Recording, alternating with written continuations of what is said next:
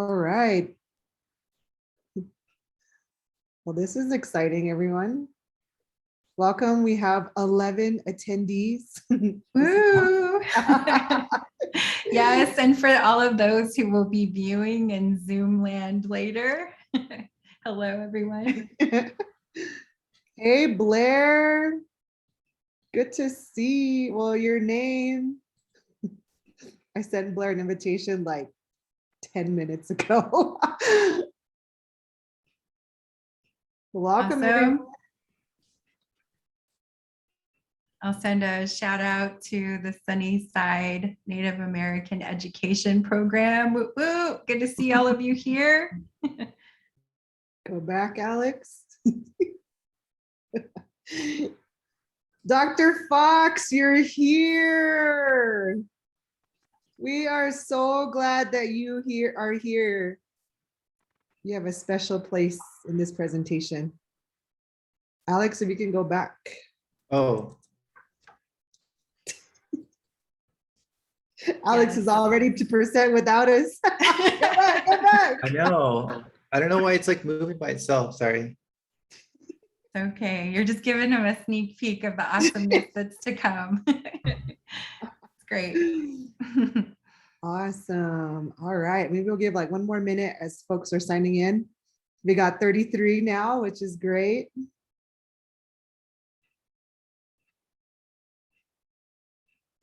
All right. Raiden, welcome. We have our native SOAR class coming in too. Robin, Amazing. Truk, good to see all of you here. Chase. Awesome. I see some AIS classmates in here. Hello, hello. Glad that you could make it. I forgot to make an announcement in our class just now, but I'm glad some of you have made it. Awesome. Great. Yes, please use the chat. While we're waiting here, maybe a few more seconds. We see some folks putting some stuff in here. If you want to put in the chat where you're zooming in from, how about that? Put in where you're zooming in from. Or where you're viewing the webinar. I'm actually in Santa Fe, New Mexico with my mom. University Service Building, nice. All right, well, team, should we get started? Let's go. Let's do this. Right. All right, well, welcome everybody. Thank you so much for joining us. We have a lot of stories to share. Our presentation is called There's Nothing to See, but There's a Lot to Tell. Alex, it's important to recognize. Go back one more slide. All right, so as we jump into this space here, we want to recognize and we really honor our relatives and the traditional homelands and the nations in which we serve and which we are connected to, the Tanoatam and the Pascua Yaqui Nation. It's extremely important to recognize that and to honor, but also to know that we are going far beyond the land acknowledgement. We are deeply invested and connected to our Indigenous community by sharing resources, by presenting, giving presentations, by collaborating on different projects with the university and with the local school districts where the Native students are, the Atam and Yaqui students are. So we are deeply committed and very grateful and honored to be on and to share space with our brothers and sisters from these nations. And so we recognize that the university resides on these nations and this land as well.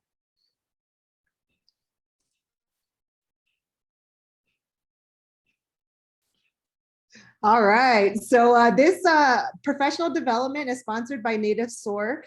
These are our handles down here. Much love to Felice. She was a part of Native SOAR for a number of years, and so she helped build the digital presence. And so those are our social media links there. So she transitioned to another position, which she'll share more about, but much love to Felice for building our digital presence. So please follow us, connect with us. We'd love to chat with you, love to exchange stories. But this is professional development is sponsored by Native SOAR.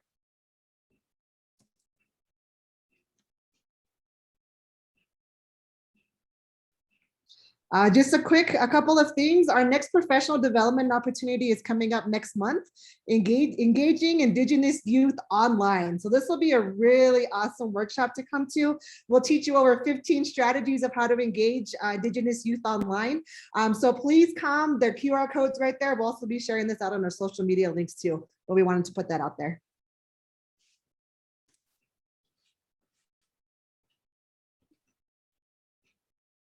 All right, and the November and December ones, we have a couple more webinars coming up.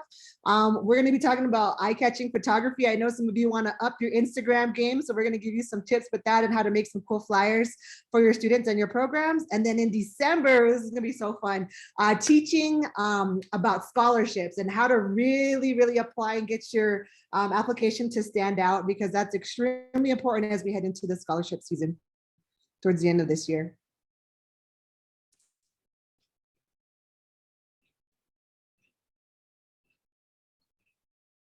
And last but not least, here's our Indigenous Arts Program. The deadline is on Friday, so please share with your students. We've received an overwhelming amount of love for this program. The QR code will take you right to the application. So students, it's designed for Indigenous K through 12 students.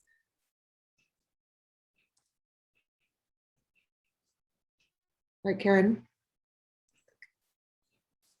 Good afternoon, everyone. Thank you for joining us for this webinar. I'm Karen Francis Begay. I'm the Assistant Vice Provost for Native American Initiatives. I just want to offer an introduction in my Navajo language. She'e Karen Francis Begay, Yinishka, Trapahin Nishlo, Kia Ani Bashichin, Do Nakai Dene Dashiche, Honagati Dashinele, Chinli Dent Na Sha. So just very quickly, I want to also mention that my unit is fairly new in the Office of the Provost. My primary focus is to provide leadership and support to our Native American student programs, as well as our Native American faculty. I am a PhD candidate in higher ed. I also received my master's degree in American Indian Studies and a bachelor's degree in public administration, all from the University of Arizona. Awesome. Greetings, everyone. My name is Mandy Chermaya. I'm from the Pueblo of Laguna, which is located right outside of Albuquerque, New Mexico. And the background behind me is actually one of our tribal villages, Laguna Pueblo. So I'm the director for Native SOAR. Just finished my degree in higher education a couple months ago. So that is quite, I'm kind of going through an identity crisis because I'm not a student anymore. I've been like a student for like 23 years. So it's kind of crazy not going to school. But yes, so honored to be here. Been a part of the university for a number of years. I just wanted to mention too, I have my social media handles on here. Let's engage on TikTok. TikTok is a fascinating platform to talk about college information. So if you want to chat about college or how we can share our narratives, please reach out. It's such an honor to be here with all of you. Thank you.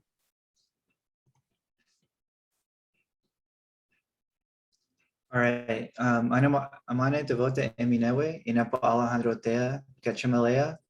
Hello, everyone. My name is Alejandro Higuera. I am part of the Basquiaki tribe, which is located here in Southern Arizona. One of the 22 federally recognized tribes in the state of Arizona. I'm a professional videographer and photographer, and I also work as a communications coordinator for Project Outreach Familia. And we serve the institution by creating content that serves underrepresented students, underrepresented students, looking into higher education.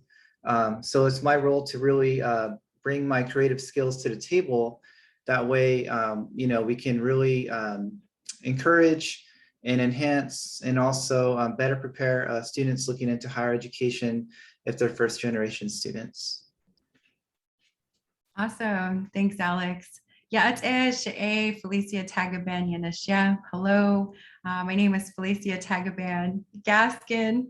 I did it again. I forgot to add my new name. My apologies to my husband if you're watching.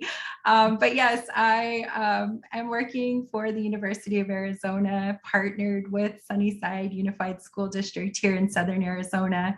It's a very special position, and it means a lot to me personally, not only for the advocacy and the work that I was able to accomplish through Native SOAR, but also just simply because I've been here in Southern Arizona ever since I graduated from the U of A the first time back in the day.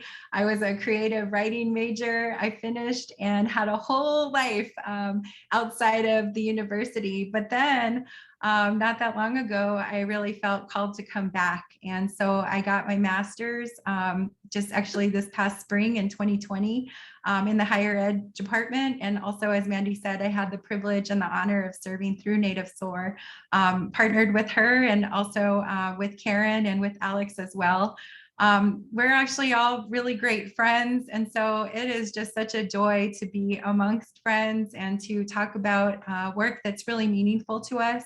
And in some way or another, we're all connected in terms of what we do in the way that we love to work and serve or work with and serve Native communities and Native families. So just super glad to be here and super thankful to be amongst community.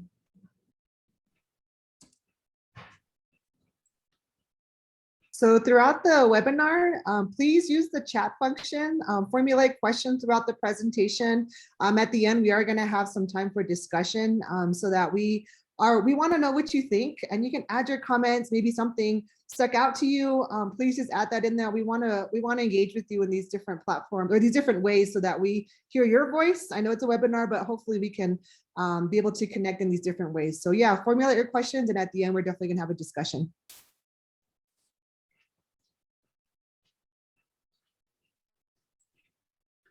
So I wanted to share a little bit more about why we came up with this title for the webinar.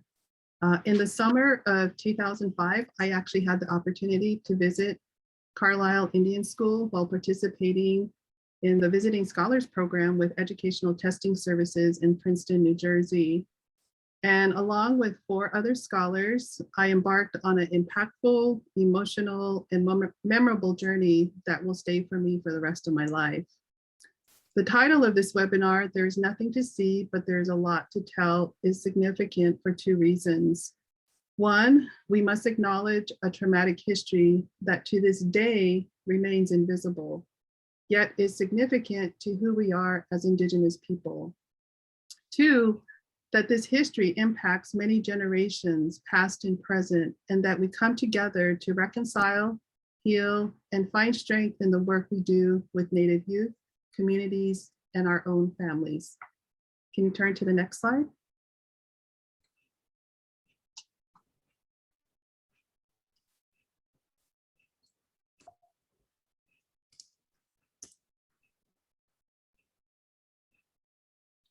So when we entered the present-day military school campus in 2 vehicles, we had to go through a security checkpoint. The military guard who was at that checkpoint approached us and asked us what our business at the campus was. And this is on the previous slide, Alejandro, if you can go back one. Our tour guide, whose name is Barbara Landis, stated that we were there to visit what was once the Carlisle Indian Industrial School campus. And the guard, upon checking us in at the front entryway, his comment was, "There is nothing to see," and then proceeded to approvingly wave us onward. We took a 4-hour tour of the campus whereby Barbara gave us a rich and accurate description of the buildings that were still standing and are ever present in many of the historical photos of Carlisle. Alejandro, if you can go back just one slide, please. So my traveling companions helped me come up with the title for this visual tour. There is nothing to see, but there is a lot to tell. And the most emotional aspect of this experience was the fact that the burial grounds of the children who never left the campus sits adjacent to the security checkpoint where we were told there is nothing to see. So I leave it to you to decide why it is that our own military personnel who are here to protect the welfare and security of US citizens would make such a statement. Next slide.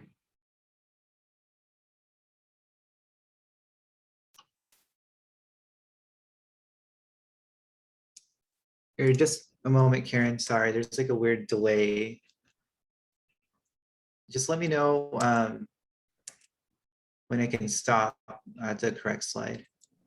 Okay, you're at the correct slide, and I think it's your turn, Alejandro.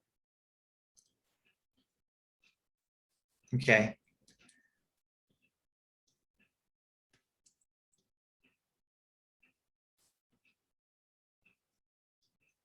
Okay, awesome. Okay, so for the audience, please just jot down what you know in the comments, or I'm sorry, not the comments, but the chat box. We really want to hear from you, and really to let us know what you know about this subject. What do you know about the Carlisle Indian Industrial School? So I encourage you all to really use the chat function, let us know your thoughts, and that way we can go ahead and move forward with the conversation.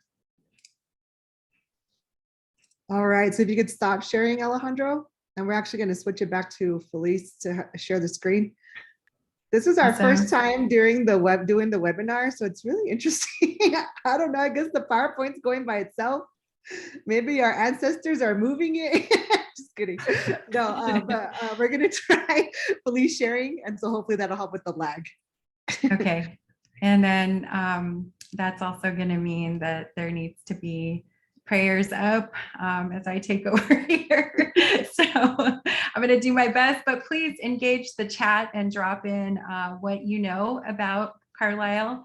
If there's experts in the room, which I think there are, please feel free to participate, and I will do my best to bring up this presentation. All right. Friends, let me know if you can see my screen. Yes. Okay, perfect. So let's see what's going on in the chat. Can somebody read out some of the responses that we're seeing in there? Yes. So there is a comment. I don't know anything specifically about Carlisle, and that's why I'm here today. Awesome. Trick is it's the first government-run boarding school from the Indian Americans.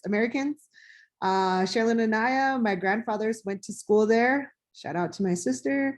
Another person said, I visited Carlisle while attending a Native American boarding school healing coalition. I went with my grandma, who was a boarding school survivor, and my niece. Very powerful. Wow. Richard Pratt founded it and modeled it after prisons and military schools, first boarding school for Native Americans. That it was founded by Richard Pratt after his tenure at Fort Marion, where he was experimenting with educational practices on Indian POWs. Excellent. Wow. So we're going to go ahead and end the webinar because you all have heard a lot about it. No, just kidding. Good job, everyone. Those responses were expert status. So Mandy, you want to go ahead and share some of the responses that you got on TikTok? Sure. Yeah, so I put that question out, and here's some of the responses from the community.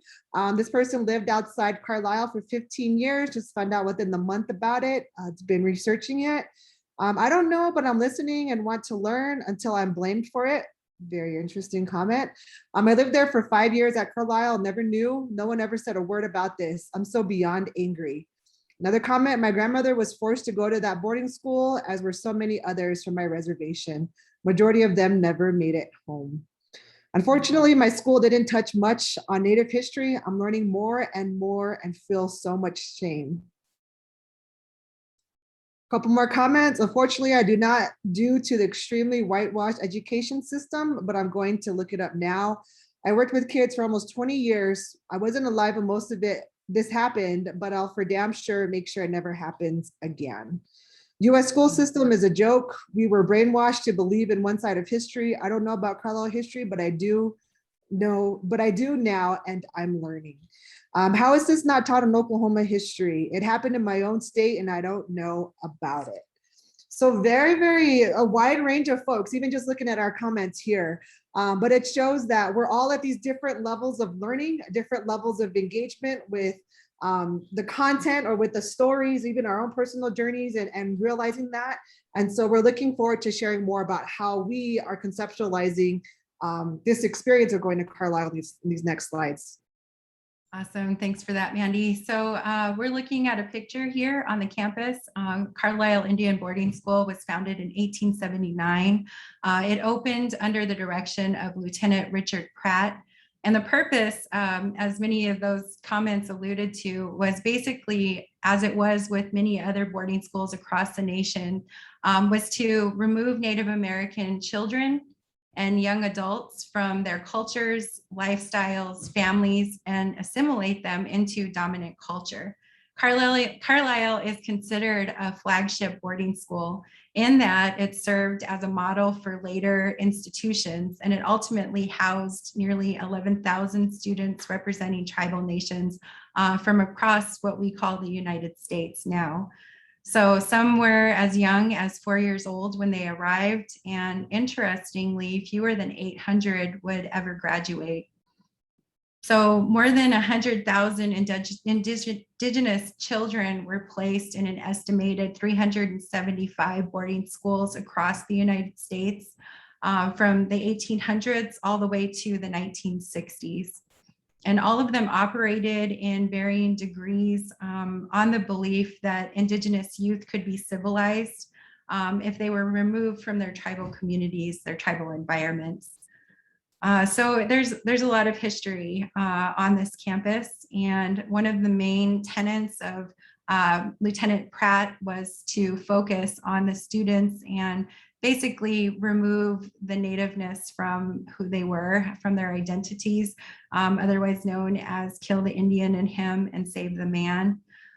We also think that it's really important to note that some students who attended Carlisle had positive experiences.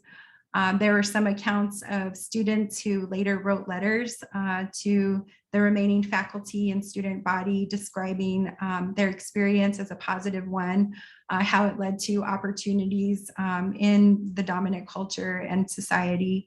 But a lot of what we experienced on a personal level sort of alludes to the destruction that this school brought to many of our tribal communities and also personally to our families. And so in this picture, we see Tom Torlino, and he is one of the more famous of the campaign of pictures that came out of Carlisle during this time frame. It was taken in 1882, and basically it situates him before, where he's wearing his regalia. His traditional identity is very evident. And then you see an after picture where this sort of served as propaganda to basically describe the impact or the effect of the boarding school on Native students. So this is very famous, along with others that you'll see throughout our presentation. As you're thinking about this presentation and what we share with you, if you just want to keep in mind the students and focus in on what they may have been experiencing as they came to Carlisle. Many of them came on trains, stagecoaches, and ships that were bound for Carlisle, Pennsylvania. Children from over 100 distinct cultures left home behind to come to this off-reservation school on the Carlisle barracks. So please just, keep them centered in your thoughts as we move forward.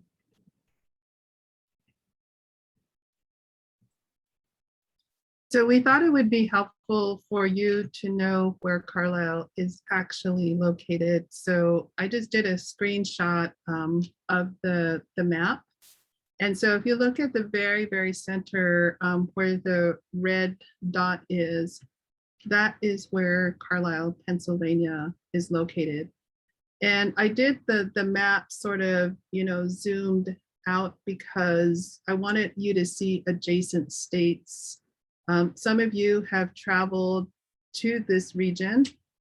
Some of you may have also been in cities or know of them because maybe you or your family and friends live near.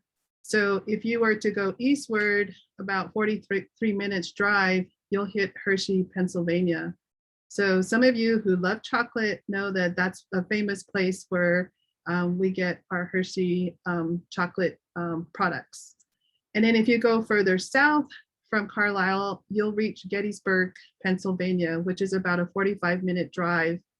And it's known for Gettysburg National Battlefield, the site of a turning point in the Civil War, and is now part of Gettysburg National Military Park.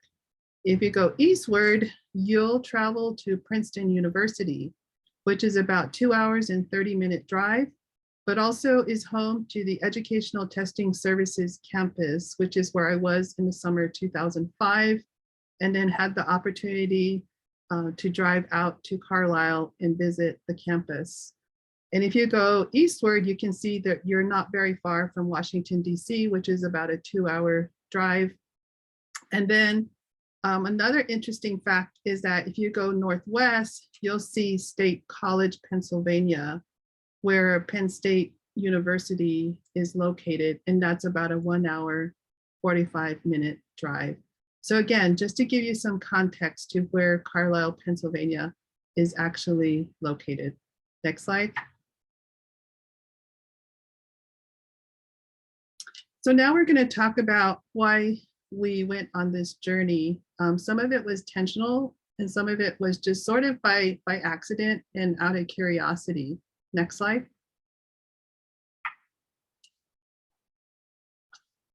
So, you know, we each came up with a theme for our section, and my section focused mostly on advocacy and representation, which I hope you will sort of, you know, see evolve through the different slides that I'm going to show you.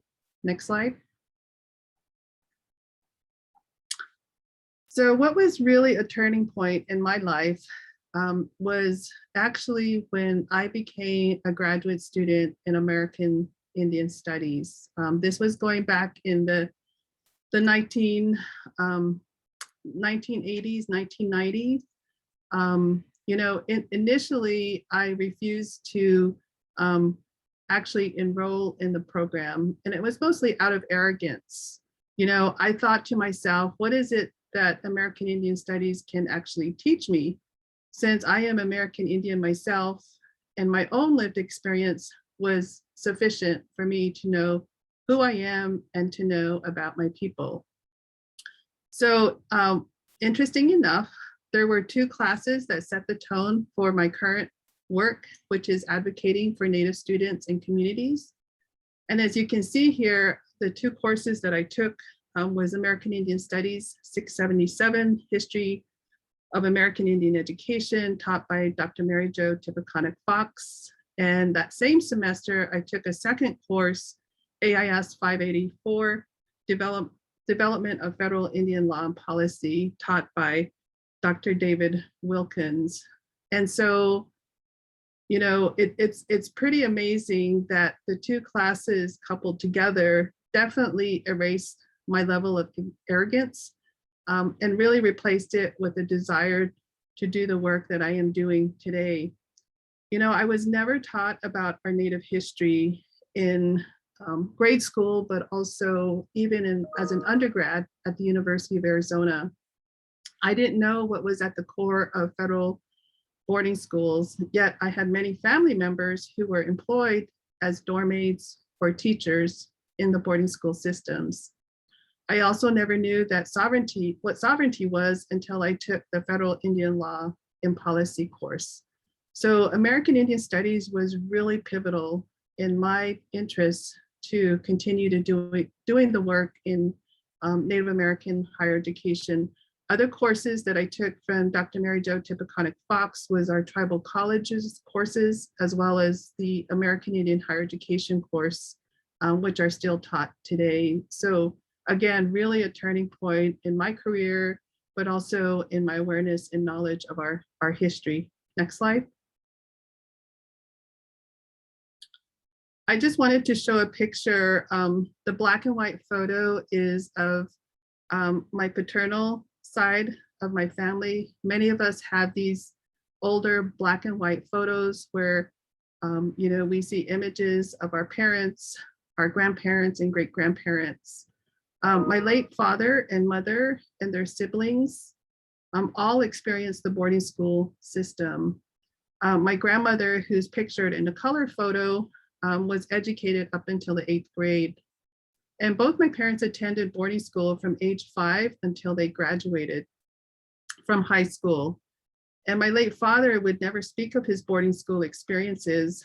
And I could only attribute that to possibly it being a painful past that he didn't want to recall. Next slide.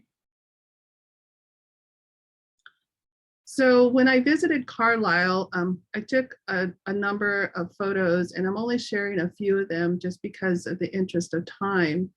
One of the photos is the blue signage that you see here, and you can read for yourself. That tells a little bit of the history of Carlisle Indian School. The other photo is actually a monument that sits on the Carlisle campus. It's a boulder with this plaque that is affixed to it. And, you know, if you were just visiting Carlisle without the interest of actually learning more about its history, you probably wouldn't recognize this boulder that sits on the campus. I know the print is hard to read, but I will just tell you what it says. So it has a picture of Richard Henry Pratt, and it says 10th United States Cavalry, 1840 to 1924, founder of the Carlisle Indian School and its superintendent from 1879 to 1904, and that the Indian School was created through his vision, tenacity, and sense of purpose. And under his leadership, it grew and flourished into an institution of world renown. And retired as Brigadier General, USA in 1904. In quote, it says, "The way to civilize the Indian is to get him into civilization. The way to keep him civilized is to let him stay." Next slide. Here's a picture of what I was trying to capture here is the black and white photo is an image of the gymnasium. And here you see a class of young girls that are taking a physical education class. And then you fast forward to the time in the summer of 2005 when I visited the campus, and you can see to my left is Barbara Landis, and we're looking into the very same gymnasium on the Carlisle campus, obviously upgraded with polished wooden floors, but basically the structure of it was very much the same. And it even gives me chills just telling you this story, because you certainly could feel a presence of, you know, what was existed before and then, you know, currently being on that campus. Next slide. I wanted to talk a little bit really quickly about a newspaper that was produced by Carlisle called the Redmond Helper. This is a newspaper that Barbara shared with me, and has about 8 pages of information about Carlisle Indian School in that time period that it was an active Indian school. Next slide. And one of the excerpts that I wanted to share with you from this newspaper, and this was a commemorative issue.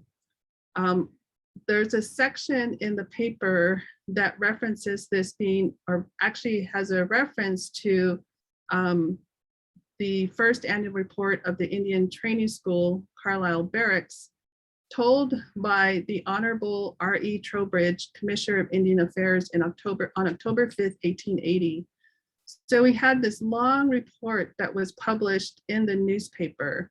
And as you're reading through this report, one of the pieces that I came across that was in his report was about ways that they were educating the students. And if you can see here in the quote, there's reference to teaching English. And one of the things that he says is, for beginners, we use no textbooks. And then Keeps, which is the author, first lessons for the deaf and dumb has been serviceable and suggestive for teachers' use. So it's this textbook that they were using as reference to teach the children that were at Carlisle. And so what I did is I actually Googled the book, and you can actually find it on Amazon. I took a screenshot of it, and it actually is still in circulation. But it just tells you of the mindset of the staff and the teachers in terms of how they viewed many of our Indian children that they were trying to assimilate into mainstream society. Next slide. Another thing that was in the news letter or the newspaper was also like a census, sort of like, you know, the population statistics on students that were at Carlisle. I know you can't read it in the smaller print, but basically you can see at the top, it says population. And then the columns going across give the numbers of students that were actually there, new pupils that were arriving, students that had passed on, and then sort of the remaining number at the very end of that year. And so you can see a listing of all the tribes on the left-hand column side. And the largest tribes that were at Carlisle in that year of 1898 were Chippewa with 64 males and 36 females, as well as students from the Sioux Nations, 88 males and 40 females. And so the total at the school in that time period was 867 students. So I will end my portion there and I'll turn it over to Mandy. All right, thank you, Karen. I just want to give space. I feel my heart is beating so fast and my hands are sweaty and I feel like I want to cry. And so I just want to mention that because this is a very heavy topic and I'm still grappling and will probably continue to grapple for the rest of my life with this experience. But I will talk about generational connections, and a lot of this is hitting me right now in very different ways. So as we go into the next slide, I want to give a shout out to the Cumberland Historical Society in Pennsylvania, our dear colleague Blair Williams over there.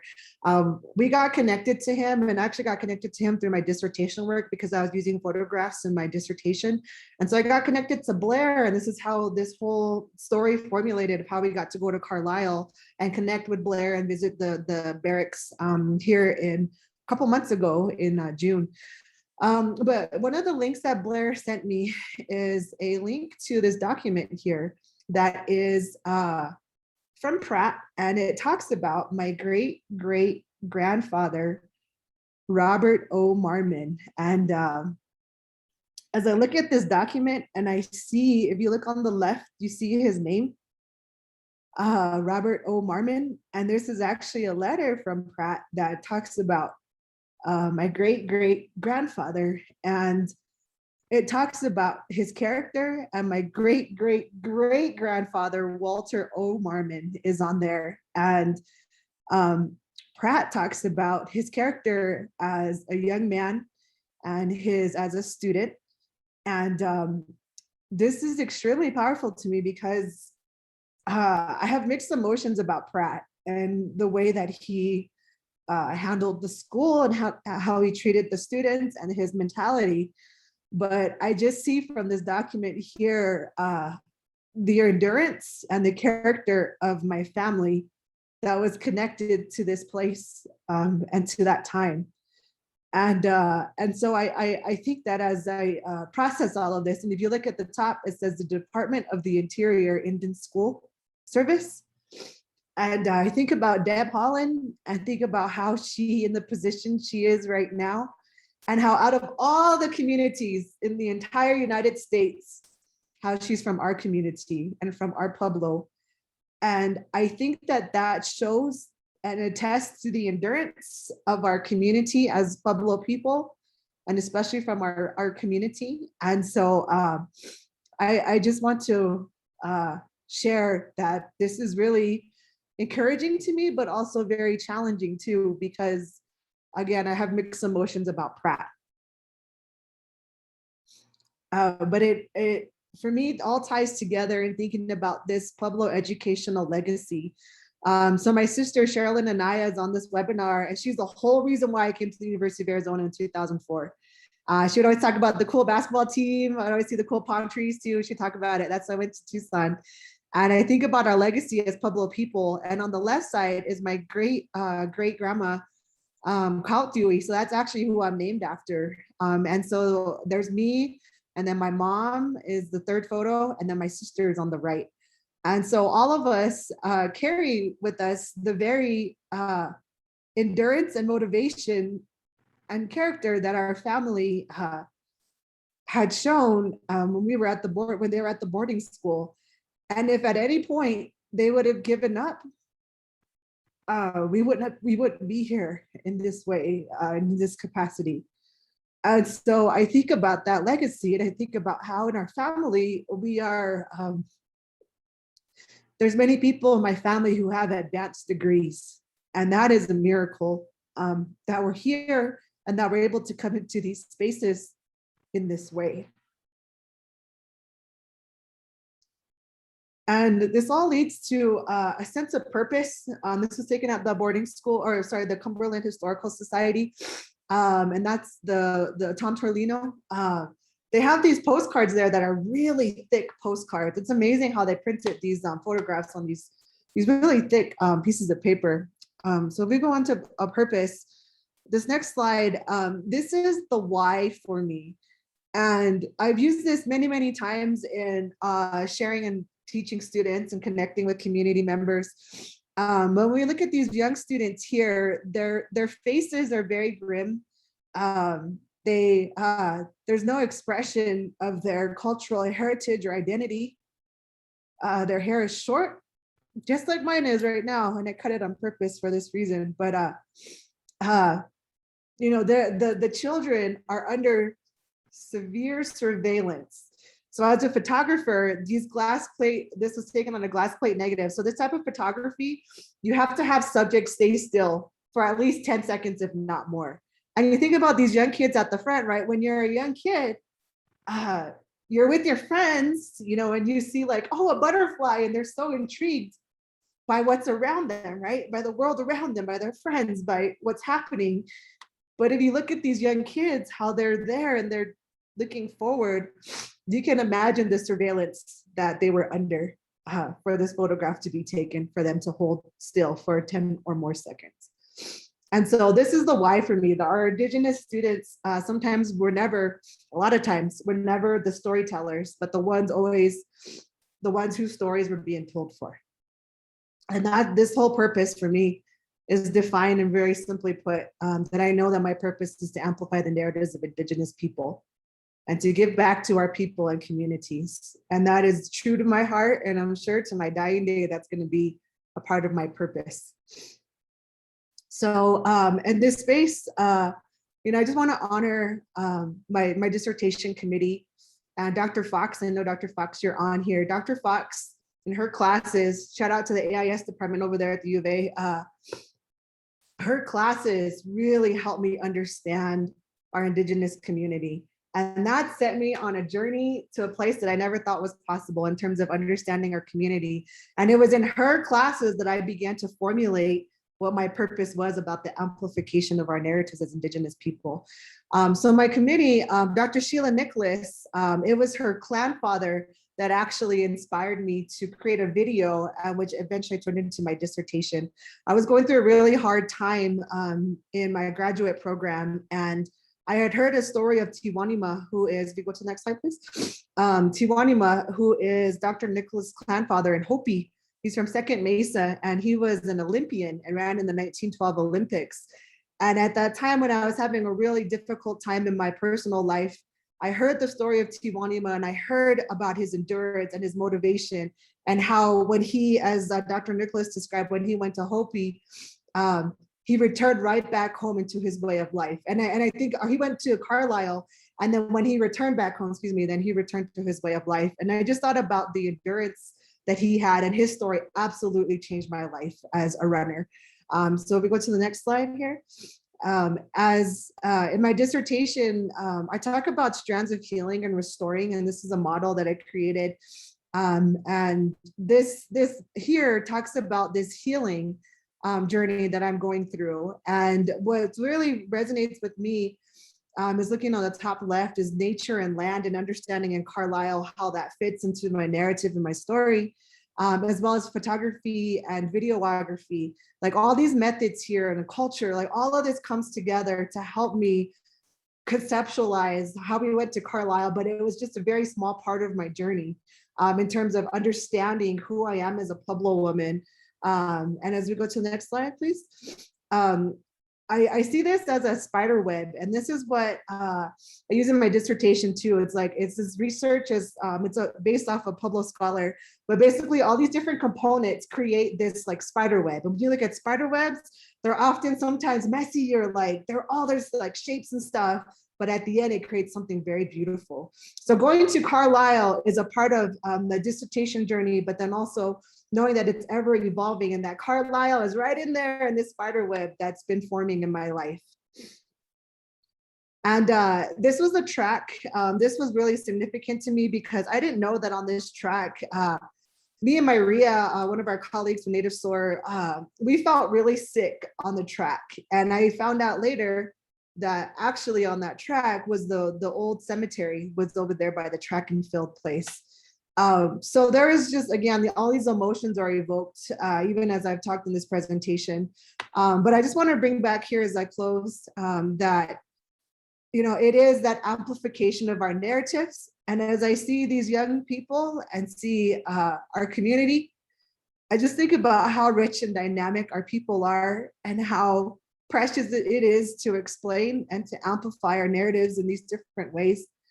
And it's a miracle that the Lord has given me these different gifts and put people in my life to help me do that. Some of you may not know, but I'm partially blind, and that is quite a challenge for me. And so it's a miracle. I don't even know how this comes to fruition other than it being a miracle. And as we finish with the last slide here, yeah, and I think that that is forever going to be my calling, is to bring our faces to the front and to amplify our narrative. So thank you so much for listening, and I appreciate you. Your time here.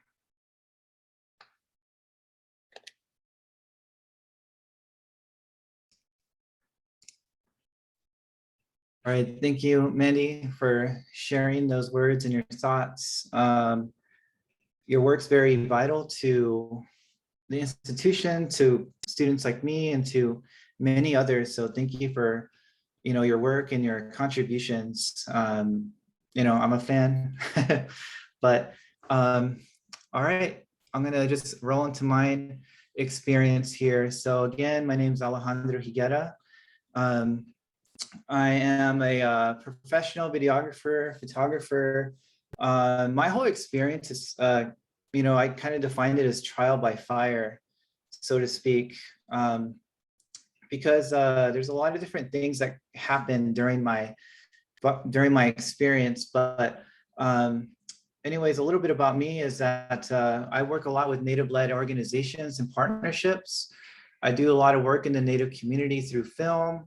I've had assisted with language preservation programs, work with Native activists, highlighting Indigenous issues, Indigenous culture, supporting numerous grants with visuals.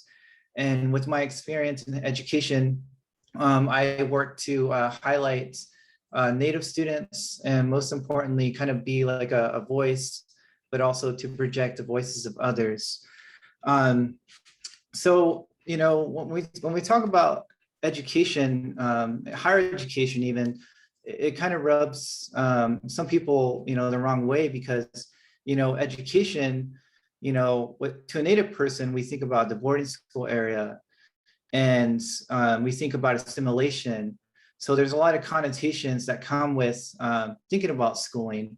And, you know, with my own experience, I didn't learn about these real issues until I was in college, super late.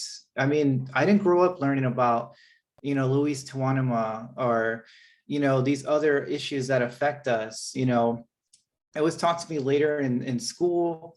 And just like anybody else, the TV left an impression on me as far as like, you know, what I thought who I was, you know, weirdly enough. But when I got into school, I learned about, you know, impacts of the border wall and the Tohono Nation. In school, I learned about Snowball in Flagstaff, Arizona. And, you know, during that time, the Dakota Access Pipeline was really a powder keg at that time.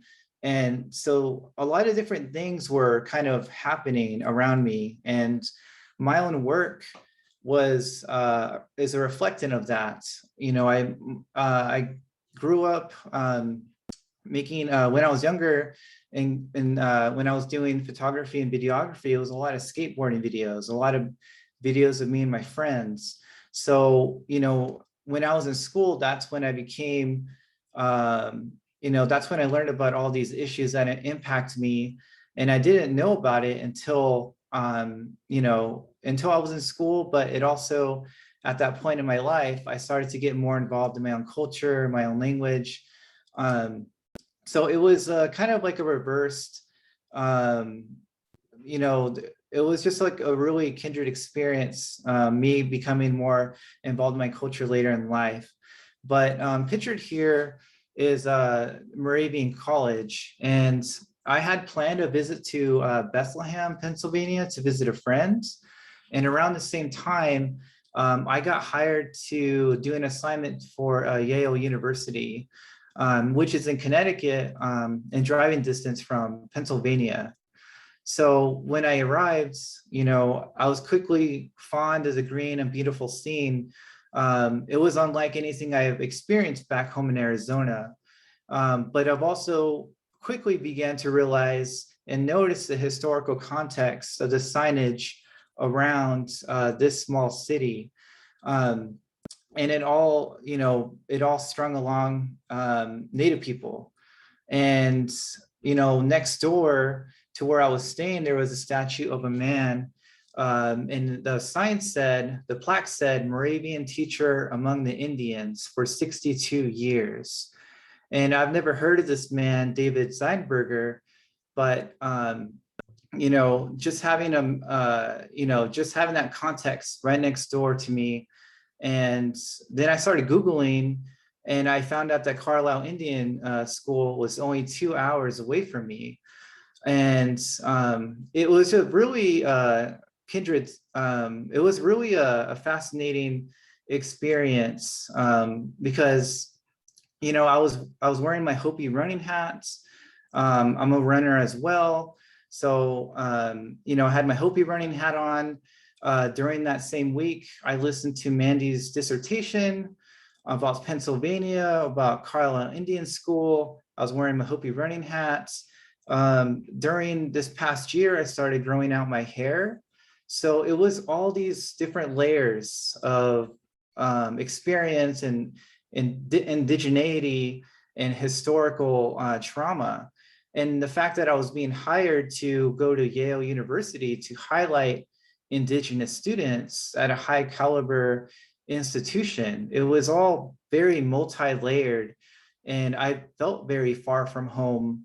And once I knew the context of a lot of historical events in Pennsylvania, around Pennsylvania, I really felt sick to my stomach. It was just, you know, needless to say, like, I felt like I wanted to come home, like, shortly after learning that. So my friend wasn't able to come with me to Carlisle Indian School. I had to go alone. So there was a lot of emotions that day regarding this, but also on my way there, I got a phone call that one of my close friends had passed away, who was also like a big influence in my life as far as being part of your identity as an Indigenous person. So, you know, setting the scene, I was already kind of high, you know, stressed out on emotions. And then I still decided to carry on with this visit by myself. And when I checked in, it was, you know, not the greeting that you would think that you would associate with the memorial. It seemed like a DMV with armed onlookers. Carlisle is a full functioning military base. My picture was taken, and then I was given 3 pieces of paper. One of like a fun fact sheets about the perimeter, a map of the property, and a paper ID with proof that I had checked in. And right when you get into the property, the cemetery is the first thing that you see. And it has, and I have the sheet here from when I when I visited. It said the Carlisle Barracks Cemetery includes 229 graves, 180 graves of Native Americans who attended the Indian Industrial School, 34 graves of veterans and or their eligible dependents, 14 unknowns, and 1 empty plot. So I was able to walk the rows. I didn't spend a lot of time there just because of how I felt. I thought about the children that have laid there. I thought about the unknown children, with those blank tombstones. So it was a very super heavy area of the property, and I just thought about my home. I just thought about my family, myself, and how that whole experience was for these children. So I don't know, that like straight out of the gate, that's something that you see, and I don't know, it really shattered me to my core. So this next photo is of the Indian field. I know Amanda just mentioned it, that she walked it. I kind of just took pictures, but it was really, it was just, like the whole atmosphere was just like, wow, this is it. This is where they trained. This is where they ran.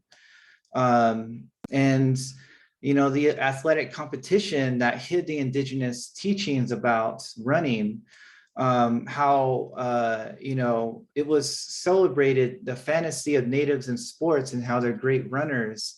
And Luis Tuanama being a silver medalist, that's, how this whole area and how this whole this Carlisle Industrial School, that's how it was celebrated. And I think about this stand here that, I'll read the little excerpt here. Let's see. Stand.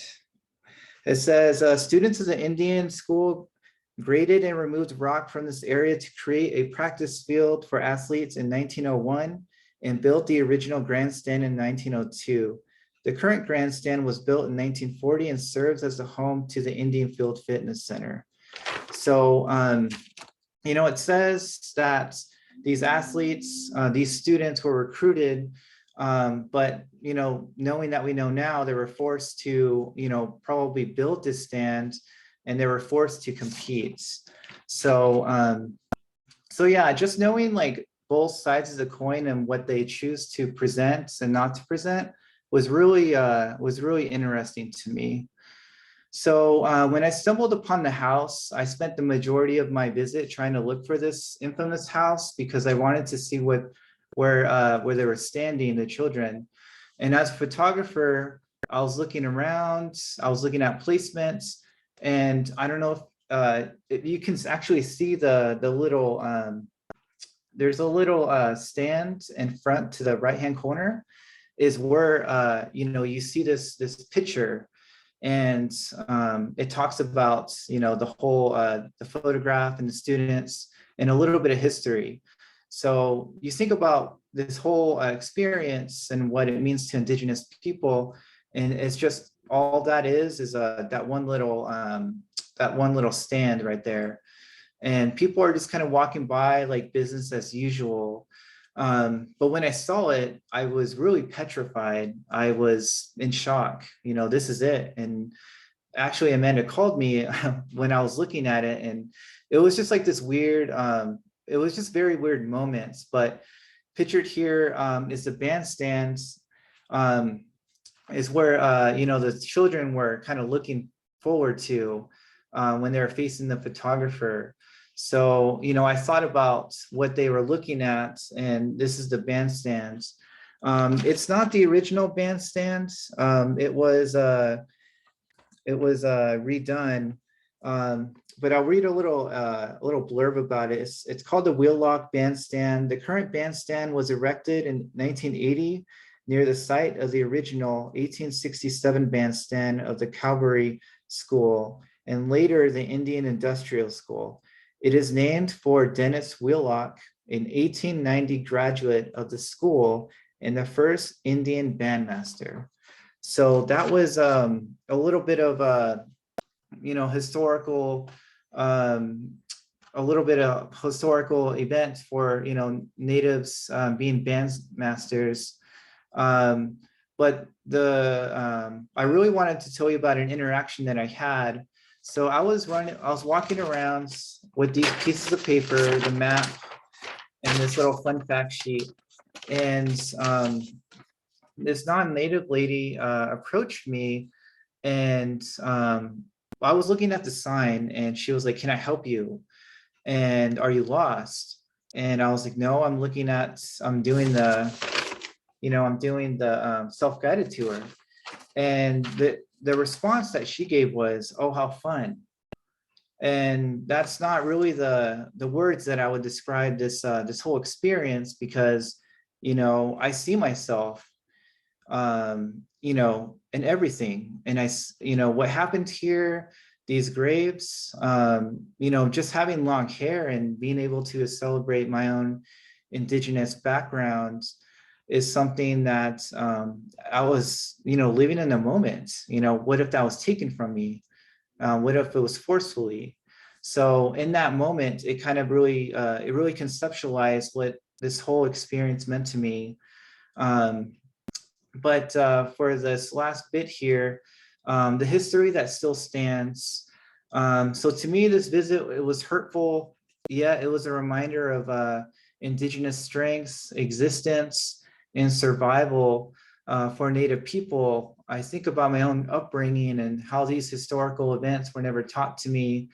And, and for the future, I do want to educate other younger people that I come across about these important events. And it was just very overwhelming how it all came together, just like me being there, the Hopi running hat, feeling far from home,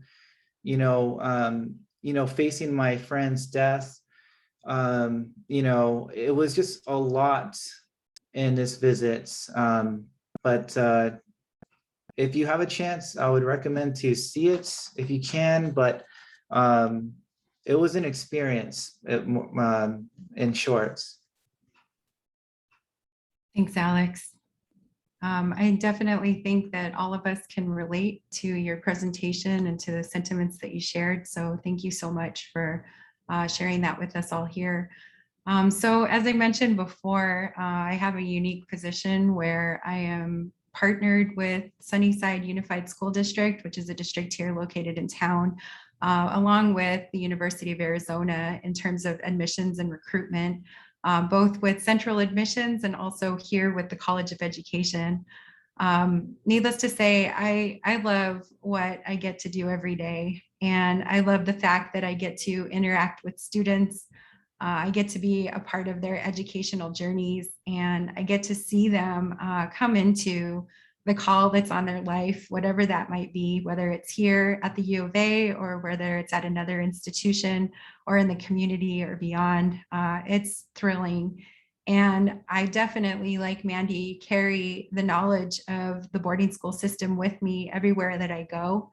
I try to center this because it matters not only to my own personal journey as a student, but also to the students that I love and serve. And so I know a lot of you can relate to that sentiment, and I hope that the slides that I share with you today will only add to your understanding and your deepening of this, this school and its impact.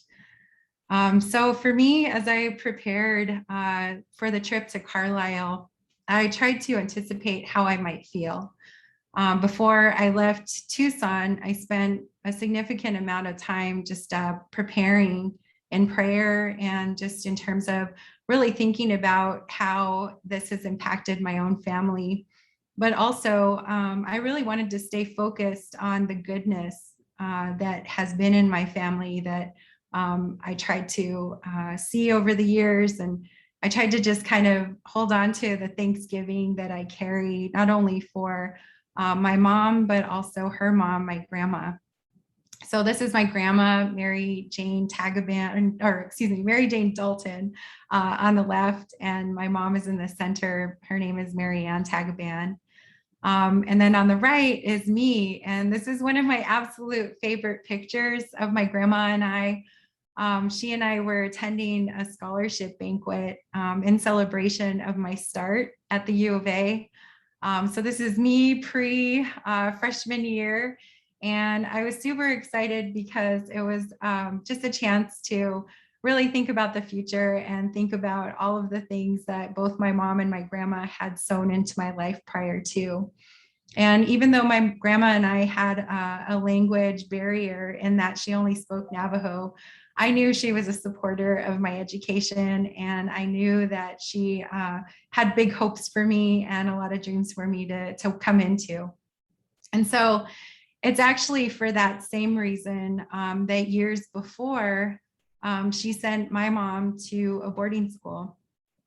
My grandma saw the boarding school system as an opportunity for my mom to learn the English language and to be successful in the white man's world. She definitely saw it as an opportunity for my mom to advance in her education, but also with a great career, and that she would have provision and sort of overcome hardship. And so my grandma made the decision to send my mom to a boarding school, and I have mixed emotions about that. My slides kind of allude to the fact that I'm still processing and sort of still grappling with that impact, as it has definitely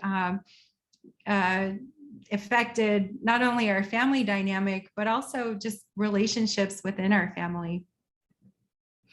So I also too can echo the sentiments before of my panelists, my friends, where most of us did not learn about the boarding school system until college and until taking classes here on campus. And I just want to take a moment to honor Karen and also Mandy, because both of them really embraced me when I decided to take the plunge and get into the master's program here at the U of A. Mandy and I got to work together through Native SOAR, and it's honestly because of Native SOAR that I was able to go to Carlisle. And it's really with the support of Karen and others like her that I was able to go and grow and learn so much more. And so even though I had this personal and familial connection to the boarding school system, I actually didn't learn a lot of it until just before I left for my trip. And so I wanted to encourage those of you who are out there who may never have heard of this information, that it's readily available. There are incredible resources online. Also, you can talk to any one of us outside of this context to learn more. But there's always a place to start, especially if you're in education in any capacity. And so just to kind of focus in on the specifics of the trip, Carlisle is situated on the barracks, right, of this military base. It's considered a National Historic Landmark, and it essentially consisted of a campus with residential, vocational, and athletic buildings. So you saw a lot of that featured in the previous slides. There are surviving buildings, which all of us have shown you. And the grounds themselves cover this central area here. And so when Mandy and Maria and I visited this summer, we started right here in the Indian field. And so this was powerful. I mean, again, because I felt like I was so prayed up and ready for this experience, most of the emotions I had at this point were just reflections, where I took time to really think about the little ones. And it was hard because I remembered my mom's story. When she was 4 years old, my grandparents actually took her to a boarding school, and my mom didn't know that that was going to happen. And it wasn't communicated to her that she would be there for an extended amount of time. And so when my mom traveled, they traveled by horse, and she actually didn't have shoes on. And she thought they were just out on a regular trip to look after the livestock. But instead, they took her to the boarding school property, and they explained to her that she was going to stay there. And so this was a challenging story, sort of hearing growing up, because my mom said, she wasn't ready. She just wasn't prepared to leave. And her younger sister was there, my auntie. And once they realized that she was going to be living on the boarding school property, my auntie gave her shoes. And so my mom talks about those shoes. They were little red shoes. And she said they were her favorite thing because they reminded her of home. And they reminded her of her parents and her siblings. And so when I was standing on this field, I kept thinking about my mom and all of those kids who traveled and who are away from their communities, and how that impacted their lives forever, sometimes resulting in death, sometimes resulting in death by sheer heartbreak.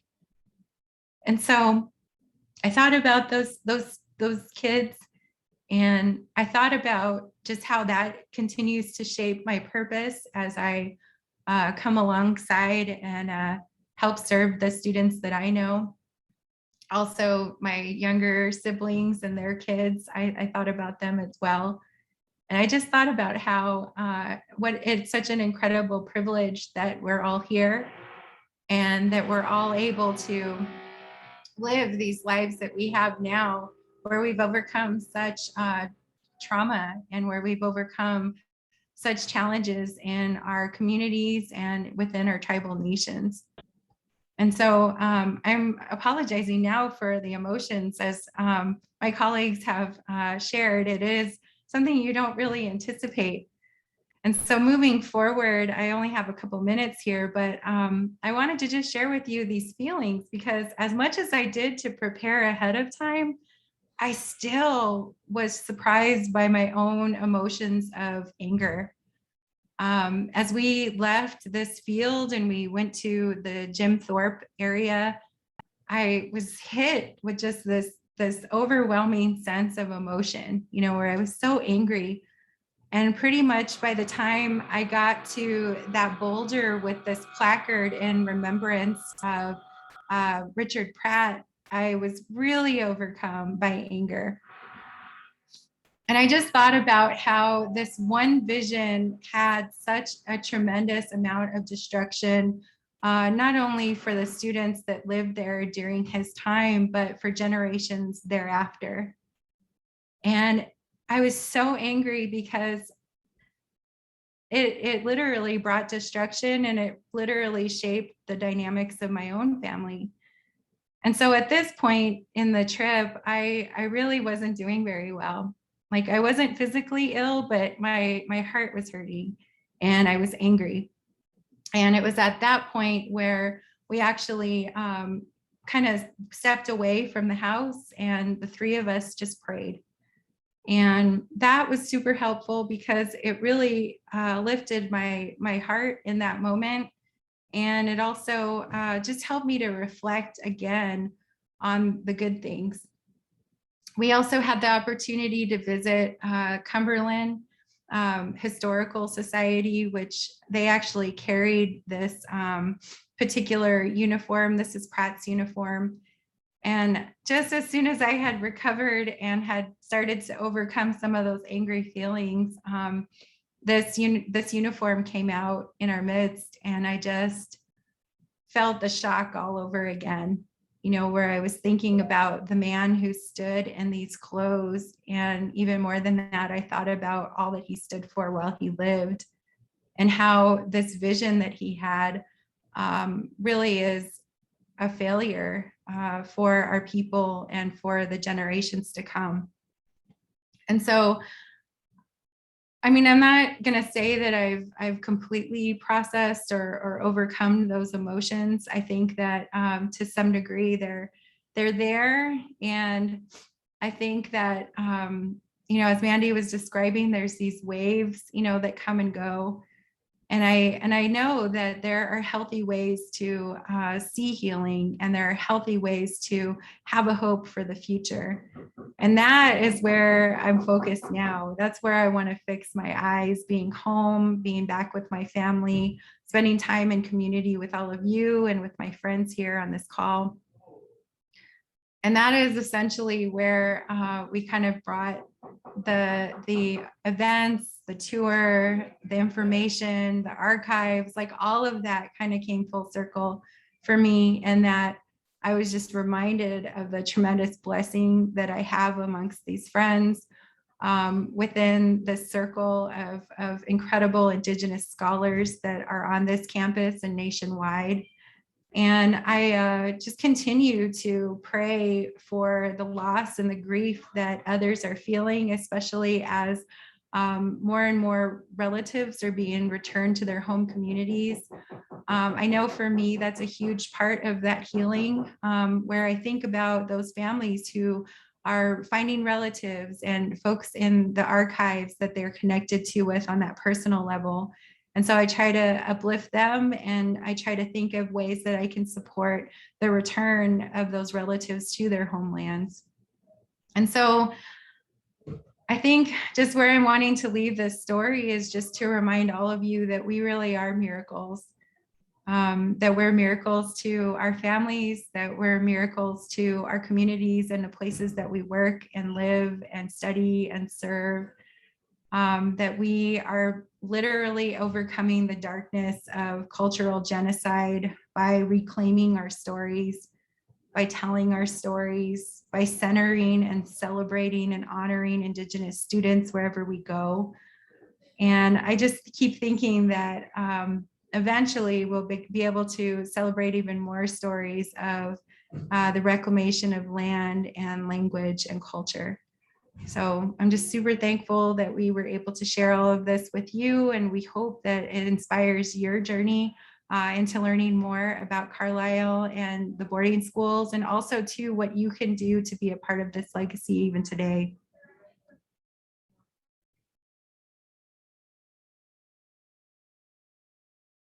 All right, so thank you, Felice, for that, and Alex and Karen, thank you so much for, again, sharing your stories. And it's a lot, you know, we're all at different places, and our and all of you too, we want to hear what you're thinking. I know that we have about 13 minutes left. We have a few more slides to go, but actually, friends, I think this would be a great point right here, just in the chat. Just think about this question, like, what's next? How are you processing all of this here? Like, go ahead and put it in the chat. We do really want to hear what you're thinking about, and how something that resonated, or maybe something you have a question. Please go ahead and put it in the chat. We'd love to hear your comments.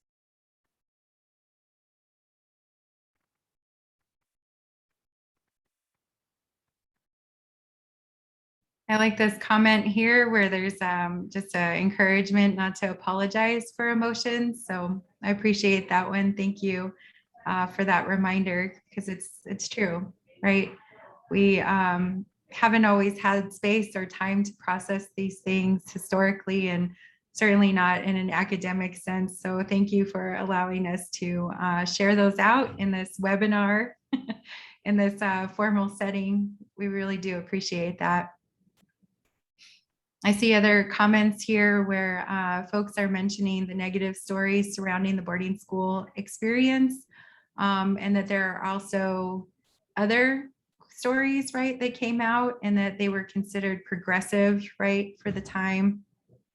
So thanks for commenting there.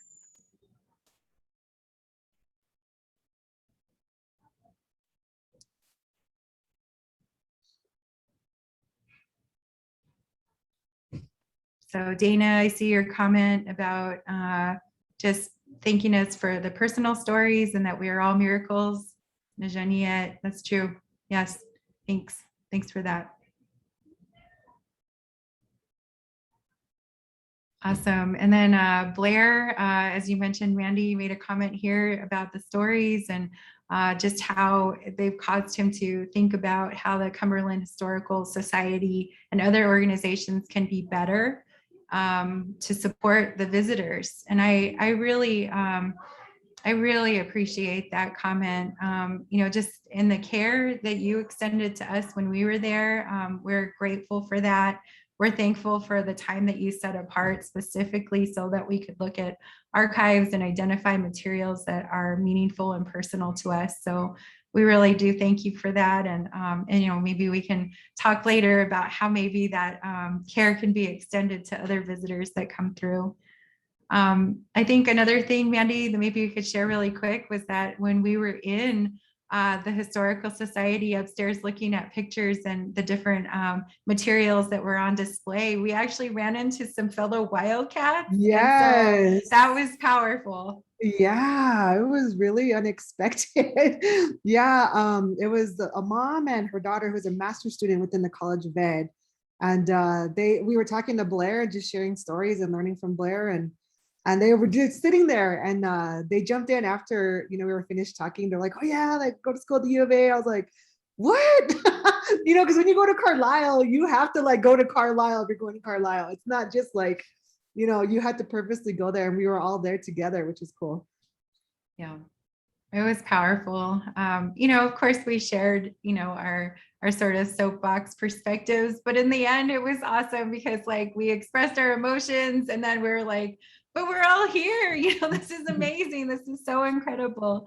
And so I appreciate the other comments here in the chat, just really centering strength and resilience and finding strength and believing that historical trauma, that there's a reason for it, right? Or I guess there's a redemption in it, right? That we can have this sort of historical tenacity. So thanks for that, Cindy.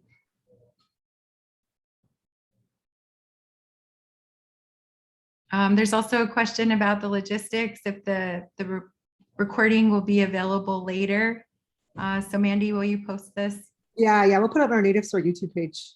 I'll put it up there, and we'll send it out to the email that we collected from the webinar. Nice. What are your thoughts about books that paint the boarding school experience in a positive light? That's a really good question. I think that, again, when we talked about the beginning about the mixed accounts, like in Dr. Fox's class, we've read a lot beyond Carlisle because there's so many boarding schools like Sherman. There's some really awesome books about Sherman and even the Phoenix Indian School.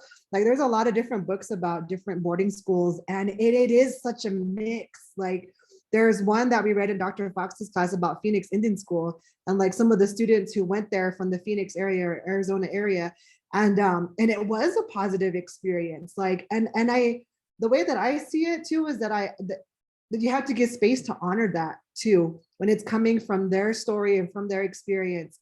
And Blair told us some stories too from Carlisle where there were family legacies of, like, there was one family where there were so many doctors that came from that family where the student went to school at Carlisle, right? So you got to honor those stories too, because there are some of those positive, very impactful stories, right? Like I mentioned, even in my own story, right? My great-great-grandparents went there, right? And I imagine they probably have some positive stories too, right? So I think you got to give space for all those mixed narratives in however the students want to share their story, the person share their story. Is my perspective on that.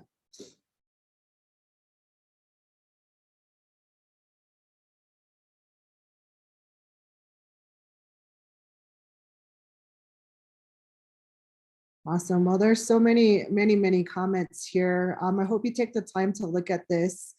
And there's a lot of our community here having connections with their own relatives and their own family histories.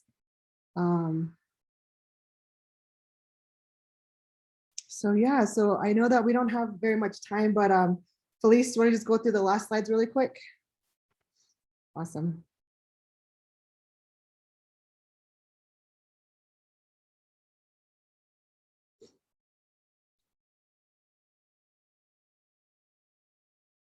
Okay. And now my screen is frozen. So let me try this again. Wi-Fi, you are not our friend today. The ancestors were like, it's done. It is finished. It is done. Like, yeah.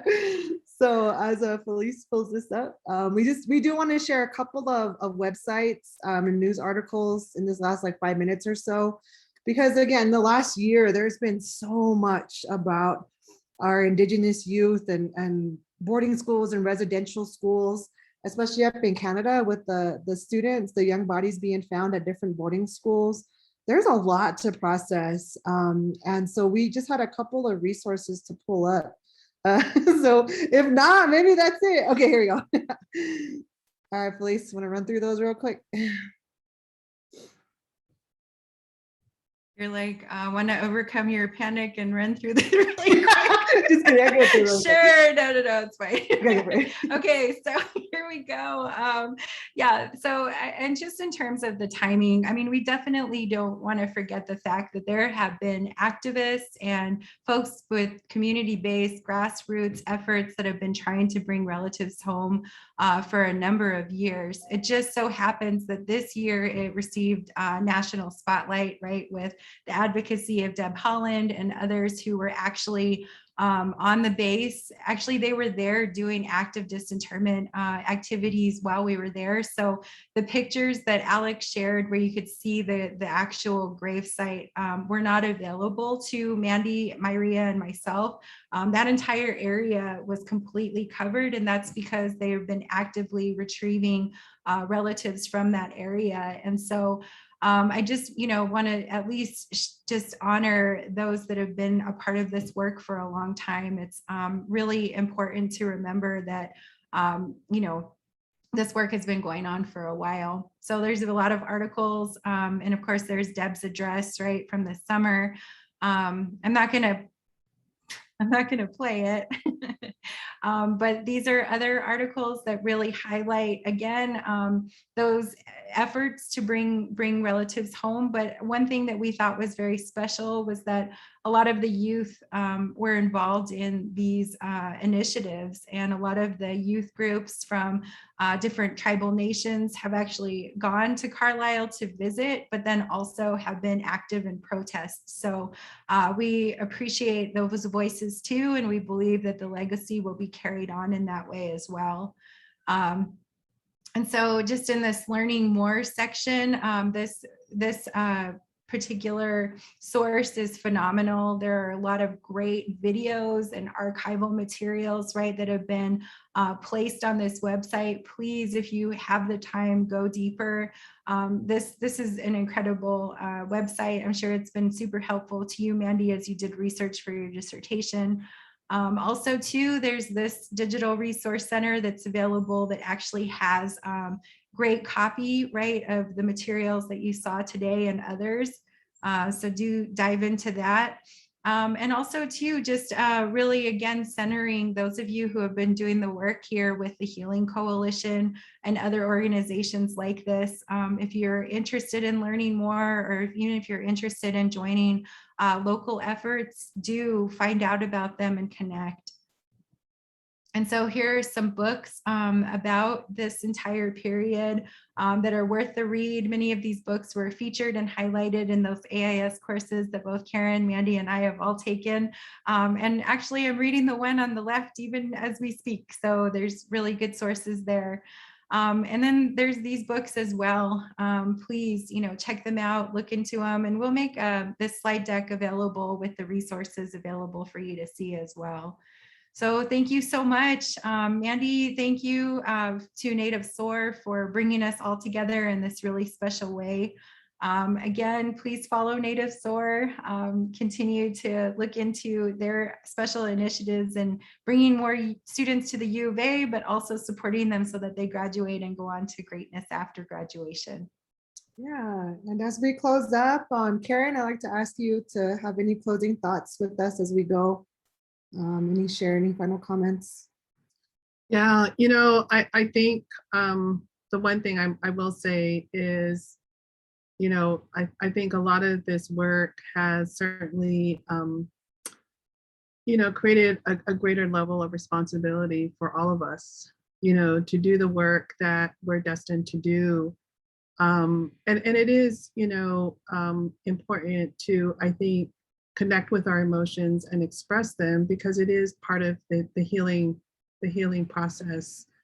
And as someone had mentioned in the chat too, is that it's also important to acknowledge our connection with these stories, with this experience, so that it provides us with the strength to move forward. I think collectively we've all have had an impact in small ways and in big ways, and how it is that we reconcile and that we heal. And so I just feel stronger coming away from this with having shared this with all of you, because we all haven't been in the same space together until we planned this session. So I'm just grateful to all of you for being so courageous and for having the strength to collectively share. Thank you, Akat. Awesome. Alex, any closing words? Just take care of yourself and one another. Awesome. All righty. Well, thank you, everyone. We look forward to chatting with you later and connecting with you in all these different ways. Thanks again for joining our Native SOAR webinar, our first one ever. Thank you. We'll see y'all later.